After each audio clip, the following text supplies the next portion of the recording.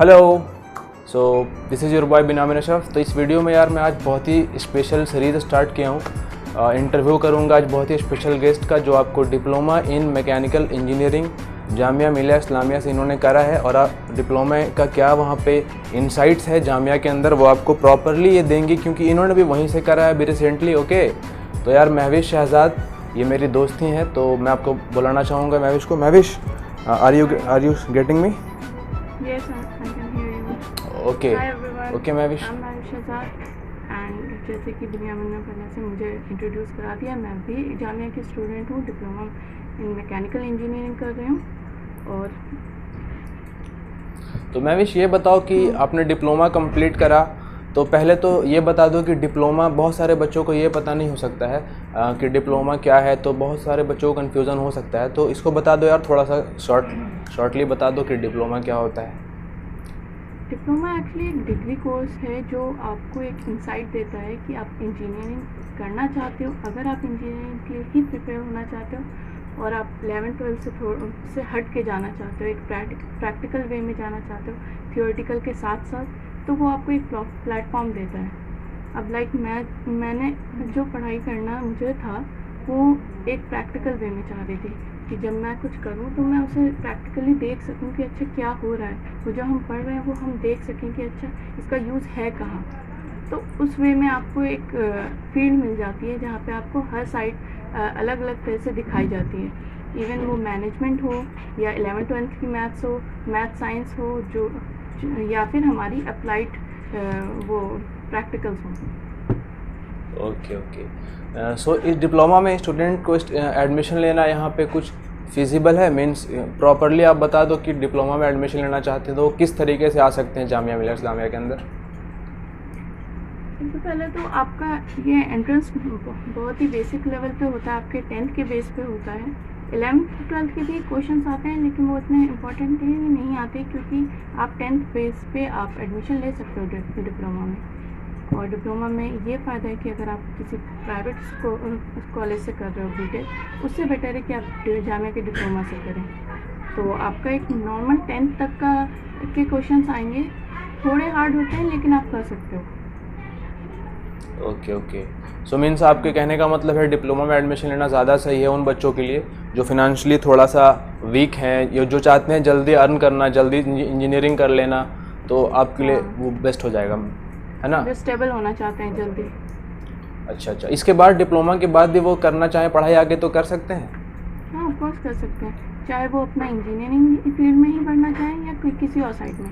बस 1-2 साइड्स ऐसी हैं जो बायोलॉजी से लेके चलती, बस आप उसमें नहीं जा सकते, बाकी सारे फील्ड में जा सकते हैं। और आप बीटेक करना चाहो, एमटेक करना चाहो, सब कर सकते हैं, इवन जेई से कर सकते हैं। तो महविश, तुमने यार वहाँ से डिप्लोमा करा, उसके बाद आउटकम बता दो। मीन्स जो स्टूडेंट, चूँकि यार कोई एडमिशन लेना चाहता है वहाँ पे, तो हर बच्चों को चाहिए होता है कुछ आउटकम की, क्या आउटकम मिलने वाला है उससे, क्या क्या बेनिफिट्स होंगे जामिया में पढ़ने के, और मतलब at the end of course वो क्या चाहेंगे, क्या एक्सपेक्टेशन होगी उनकी, तो वो बता दो। एट द एंड आप एक सेटल्ड इंजीनियर बन जाते हो।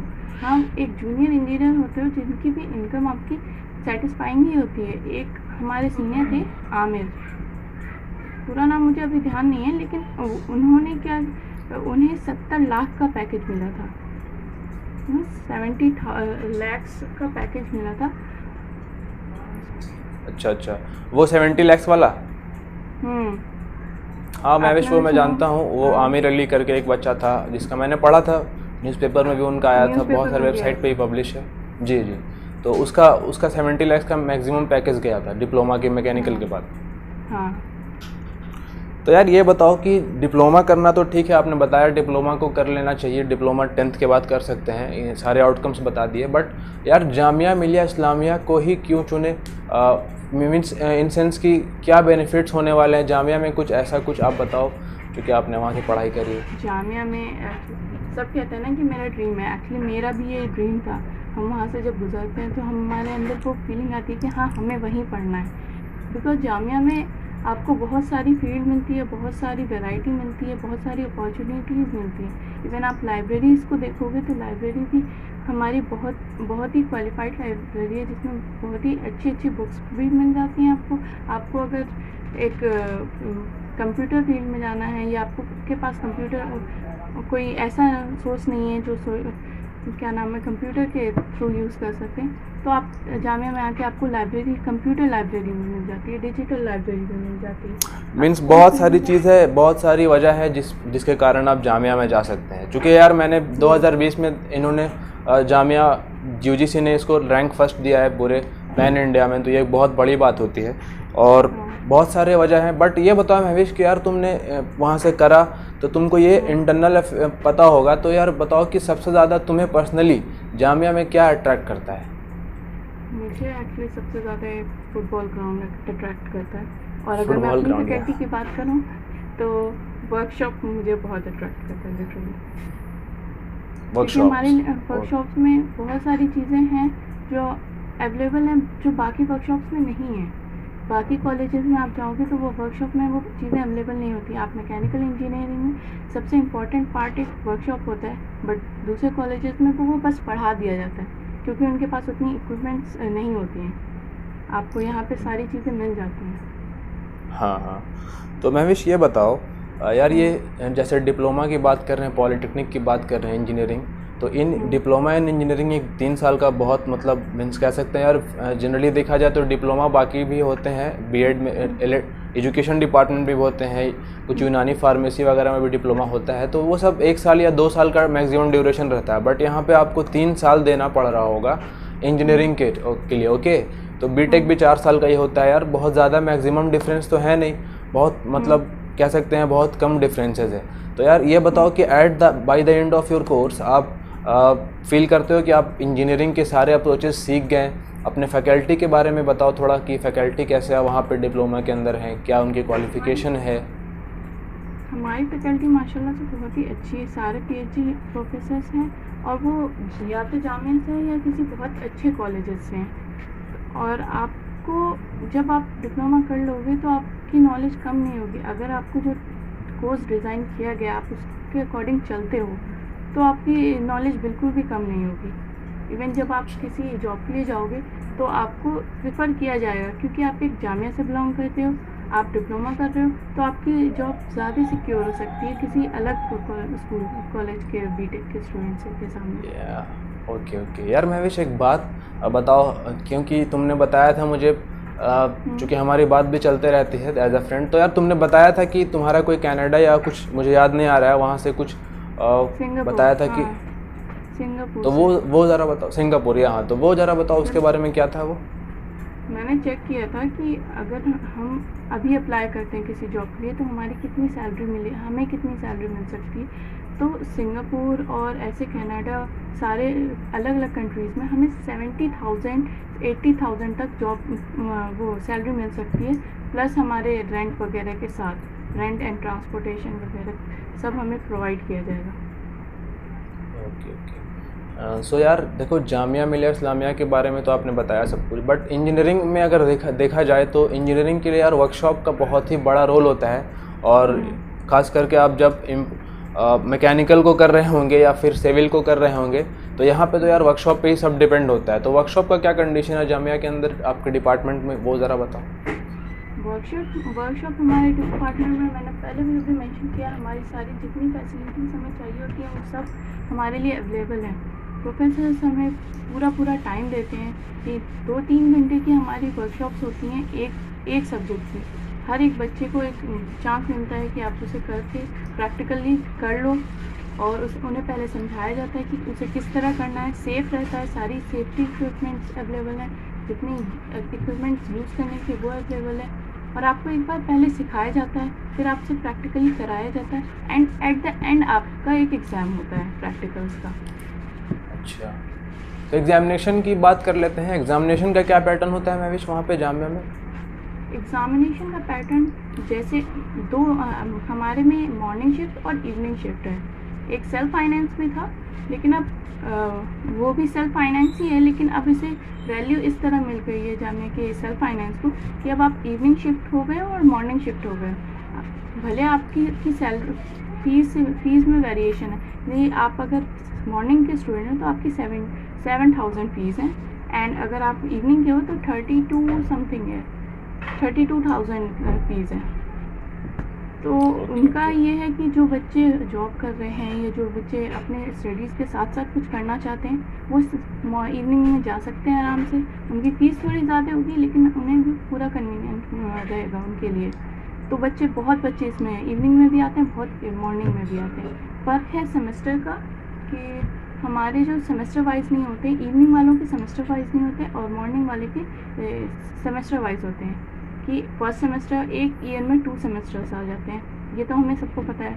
जो इवनिंग वाले हैं उनका ईयर वाइज हो जाता है कि हमारे बीच में सेशनल्स होते हैं, then first year, second year, third year.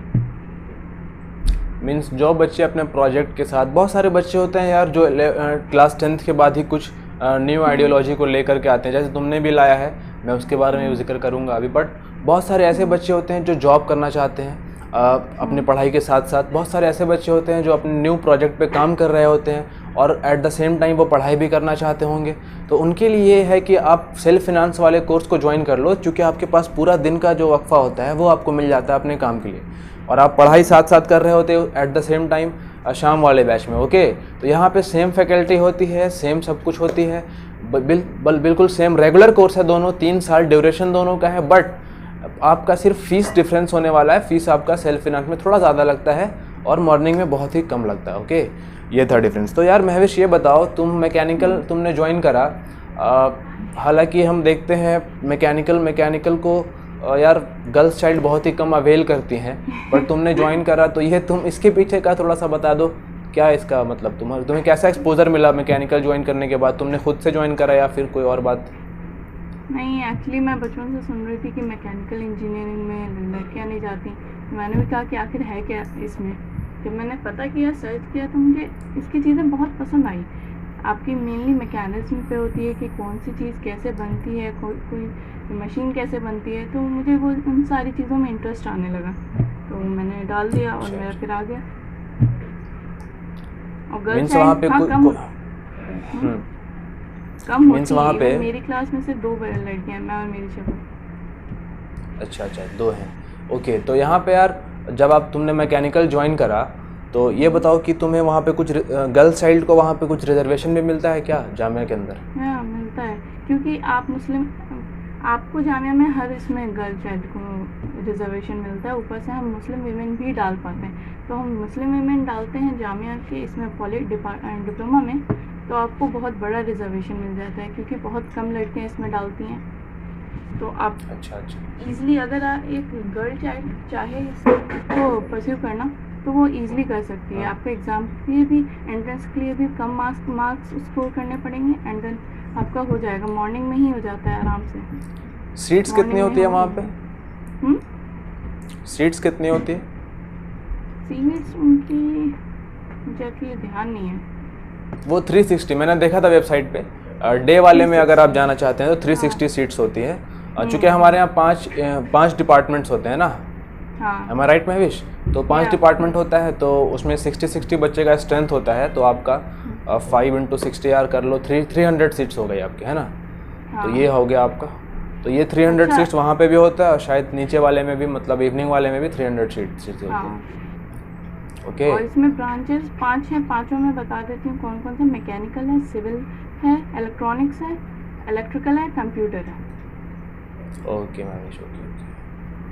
तो यार ये बताओ, तुमने सारा इनसाइट्स तो दे ही दिया डिप्लोमा का, मतलब अब जो बच्चे कन्फ्यूज़न में रहते हैं डिप्लोमा के अंदर क्या होता होगा, जामिया में एडमिशन ले या ना लें, तो सारे उनको इस वीडियो को देखने के बाद उनको कुछ क्लैरिफिकेशन तो मिलेगा ही।